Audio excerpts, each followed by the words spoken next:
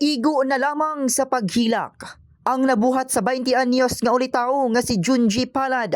Humanagkabsan sa kinabuhi ang iyang best friend sa dihang gidunggab kini sa 41 anyos nga lalaki sa Zone 12, Barangay Tablon, ning syudad sa Cagayan de Oro. Sumala ni Kugman Police Station Investigator on Case, Police Staff Sergeant Landimar Haraula. Giila ang biktimang patay nga si Joshua J. Lasconia, first year college student. Samtang samdan ang higala ni ini nga si Junji Palad.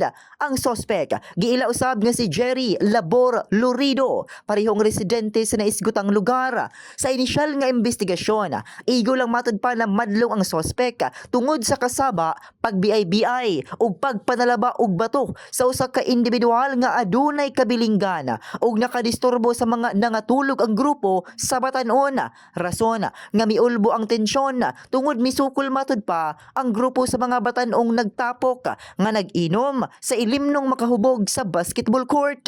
Giingon nga tungod sa kalagot, mikuha ang sospek og sundang ug gilayong gihimo ang krimen. Wa sila nagkasinabot sa istorya, kaning kauban sa biktima gikalit og sumbag ang katong suspek.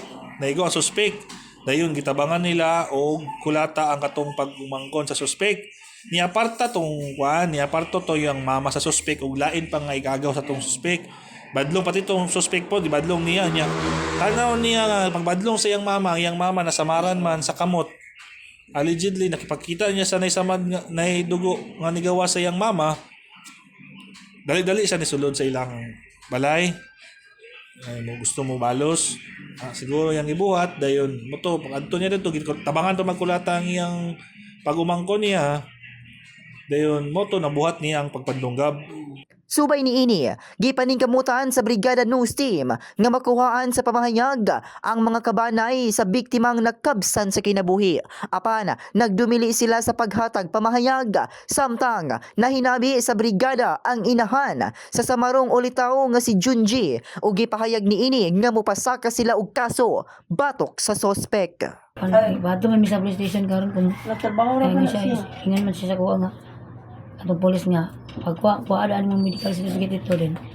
Ano na siya istorya yung kuha sa statement ba. Pero desidido mo nga upasakag kaso sa suspect. Personal mismo nga giadtuan sa Brigada News Team ang suspect sa Maharlika Detention Cell.